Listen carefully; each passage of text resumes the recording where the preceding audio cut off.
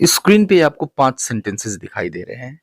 जब मैं बात कर रहा होता हूँ, तो वह बीच में टोक देती है। थोड़ा इंतज़ार कर लो, वो आती होगी। वह अक्सर बीमार रहती है। मैं इस शहर में 10 साल से रहता हूँ और वह बहुत जल्दी सो जाती होगी। इन सभी सेंटेंसेस में जो वो फॉर्म्स हैं, वो बड़े विचित्र तरह के हैं। वास्तव में ये जो हैं, जो दिख रहे हैं, वो है नहीं, ये कुछ और हैं। जैसे जब मैं बात कर रहा होता हूँ, यहाँ पर देखिए ता के बाद हूँ आया हुआ है। अब ये लग रहा है कि ये प्रेजेंट इंडेफिनिट है, लेकिन ये प्रेजेंट इंडेफिनिट नहीं है, आप देखेंगे।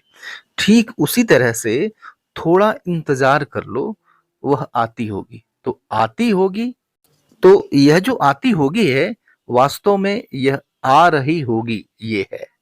तो आइए वन बाय वन इन सभी को देखते हैं, कैसे इंग्लिश में बोले इन सबको, और इसको जस्टिफाई भी करते हैं कुछ अदर एग्जांपल्स के साथ।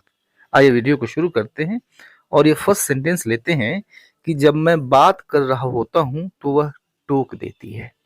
अब समझिए इसको, यहाँ पर ता के बाद हूँ आया हुआ है, लग रहा है ये सिंपल प्रेजेंट है, लेकिन एक चीज तो क्लियर है, यह एक रिपीटेड एक्शन है। और यहाँ पर रहा आ गया, ये बताता है कि यह कंटिन्यूअस है, प्रेजेंट कंटिन्यूअस। ठीक है, तो जब यह काम चल रहा होता है, कंटिन्यू होता है, तो बीच में यह घटना घट जाती है। अब इस बात को कैसे कहेंगे? Whenever I am talking. तो whenever I am talking इसका मतलब हुआ जब भी मैं बात कर रहा होता हूँ। समझिए इसको, आई एम टॉकिंग, मैं बात कर रहा हूँ, यहाँ पर ये इसका अर्थ नहीं है। इसका अर्थ ये भी है कि when ever I am talking, यानी जब भी मैं बात कर रहा होता हूँ, शी इंटरप्ट्स मी, वह मुझे टोक देती है। ठीक है, इस दूसरे एग्जाम्पल को देखिए, एक और एग्जाम्पल लीजिए कि जब मैं पढ़ रहा होता हूँ तो वह टीवी चला देती है। तो यहाँ पर इस बात को बताने के लिए हम प्रेजेंट कंटिन्यूअस यूज करेंगे, when ever I M studying. जब भी मैं पढ़ रहा होता हूँ, वह टीवी चला देती है, she turns the TV on. और एक एग्जाम्पल और देखेंगे कि जब भी मैं सो रहा होता हूं, तो ये फोन बजने लगता है, यह फोन बजने लगता है, ऐसा ही होता है, रिपीटेड एक्शन है। तो ये तो प्रेजेंट इंडेफिनिट है, ये तो क्लियर है, इसमें कहीं कोई डाउट नहीं है। लेकिन यहां पर ये प्रेजेंट इंडेफिनिट नहीं है, इसको हम ट्रांसलेट करेंगे प्रेजेंट कंटिन्यूअस में। When ever I am sleeping the phone starts ringing. Clear है? अब इस दूसरे सेंटेंस को देखिए और समझिए। थोड़ा इंतजार कर लो, वह आती ही होगी।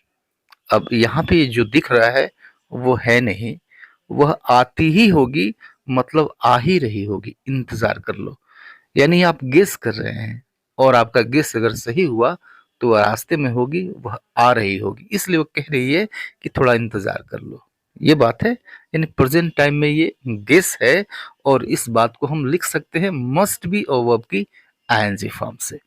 तो सबसे ज्यादा प्रोबेबिलिटी शो करनी है तो आप मस्ट यूज करिए। तो कहेंगे इसको इंग्लिश में, वेट अ लिटिल, थोड़ा इंतजार कर लो, शी मस्ट बी कमिंग, यानी वह जरूर आ रही होगी, वो आती ही होगी। ओके, इस एग्जाम्पल को देखिए इसी तरह का कि शोर न करो, वह सोती होगी। तो शोर न करो, ये यह सजेस्ट करता है कि यह काम जो है वो चल रहा होगा, इस समय वो सो रही होगी। तो वही मस्ट बी और वाइब वर्ब की आईएनजी फॉर्म।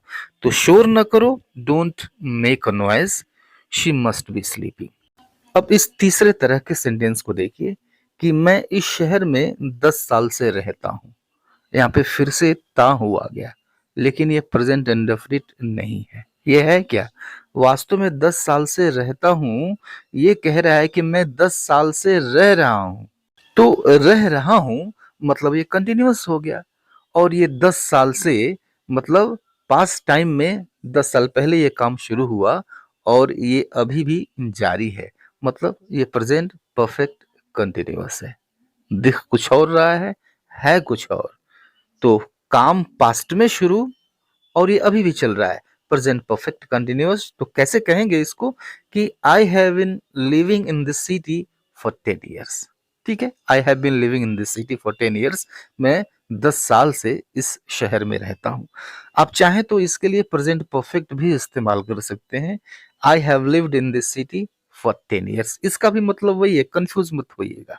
ठीक है, इस दूसरे सेंटेंस को देखिए कि मैं इस कंपनी में 1915 से काम करता हूं।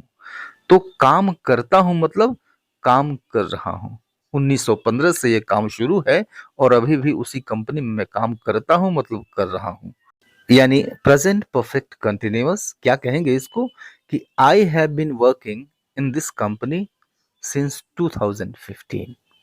और एक सेंटेंस और ले लीजिए, एक एग्जांपल और लीजिए कि कुछ सालों से वह अपने गांव नहीं आता है। गांव नहीं आता है मतलब अपने गांव आ नहीं रहा है कुछ सालों से, पिछले कुछ सालों से। ठीक है, प्रेजेंट परफेक्ट कंटिन्यूअस। तो he has not been coming to his village for some years. ठीक है, चौथे तरह का सेंटेंस देखिए कि वह अक्सर बीमार रहती है। तो अगर हमें ये कहना हो कि वह बीमार है, इन प्रेजेंट टाइम में क्या सिचुएशन है, वह बीमार है, तो क्या कहेंगे, शी इज इल या फिर ही इज इल। ठीक है, लेकिन हमें कहना है वह बीमार रहती है, तो फिर इसके लिए भी वही यूज होगा, शी इज इल या फिर ही इज इल। अब इसके साथ कोई वर्ड आ जाएगा, वह इस बात को डिसाइड कर देगा कि इसका अर्थ क्या है, वह बीमार है या फिर वह बीमार रहती है। इन दोनों में क्या अर्थ है, इसके साथ कोई आया हुआ वर्ड इसको डिसाइड कर सकता है, या फिर पीछे से जो कॉन्टेक्स्ट चला आ रहा है वह इस बात को डिसाइड कर देगा। लेकिन इन दोनों बातों को कहने के लिए वही चीज यूज होता है, शी इज इल या फिर ही इज इल। तो इसको हम क्या कहेंगे कि वह अक्सर बीमार रहती है। अब बीमार रहती है सिचुएशन जो है यह बनी रहती है, इस बात को यह वर्ड बता रहा है, अक्सर ये वर्ड बता दे रहा है। तो ये एक हैबिचुअल कंडीशन है जो कि सिंपल प्रेजेंट बताता है। और स्टेटिव वर्ब है इज। क्या कहेंगे इसको, she is often ill, she is often ill. तो ऑफन यह वर्ड बता दे रहा है कि यह सिचुएशन बनी रहती है उसकी, इसका मतलब है वह अक्सर बीमार रहती है। इस दूसरे सेंटेंस को देखिए कि वह चिंतित रहता है। तो कहेंगे इसको ही इज वरीड। तो आप कहेंगे कि ही इज वरीड, इसका मतलब ये हुआ कि वह चिंतित है? नहीं, इसका अर्थ यह भी है वह चिंतित रहता है। अब इसके साथ कोई वर्ड आ जाएगा जो यह बताएगा कि ये निश्चित रूप से इसका अर्थ है वह चिंतित रहता है, या फिर पीछे से जो कॉन्टेक्स्ट चला आ रहा है वो बता देगा कि वह चिंतित रहता है, ये इसका अर्थ है। तो ही इज वरीड। ठीक है, अब कैसे वर्ड बताएगा, ऑलवेज आ जाए, he is always worried, always आ जाएगा तो निश्चित रूप से इसका अर्थ होगा कि वह चिंतित रहता है, वह हमेशा चिंतित रहता है। या फिर आप ये कहेंगे कि वह हमेशा चिंतित है, नहीं, वो हमेशा चिंतित रहता है। अब इस तीसरे सेंटेंस को देखिए कि दुर्घटना के बाद वह डरा हुआ रहता है। तो वह डरा हुआ रहता है मतलब वह डरा हुआ है, इसको भी ऐसा ही लिखेंगे हम। तो ही इज स्केयर्ड, वह डरा हुआ रहता है, he is scared after the accident. दुर्घटना के बाद after the accident he is scared, वह डरा हुआ रहता है, इसको भी हम वैसे ही कहेंगे। अब इस पांचवें तरह के सेंटेंस को देखिए कि वह जरूर बहुत जल्दी सो जाती होगी। ठीक है, जरूर बहुत जल्दी सो जाती होगी, यह गेस है। और हैबिट के बारे में गेस है कि उसकी हैबिट है, और उसकी हैबिट के बारे में आप गेस कर रहे हैं, और इस बात को बताता है मस्ट प्लस वर्ब की फर्स्ट फॉर्म। क्या कहेंगे इसको, she must go to bed very early. Right, दो सेंटेंस और देखिए कि वह बहुत मेहनत करता होगा। बहुत मेहनत करता होगा, ये उसकी हैबिट है, और इसके बारे में आप गेस कर रहे हैं, he must work very hard, he must work very hard. और एक एग्जाम्पल और कि वह सुबह जल्दी उठ जाती होगी, तो she must get up early in the morning. Right, so this is all for today. See you later in the next video. Till then, goodbye and take care.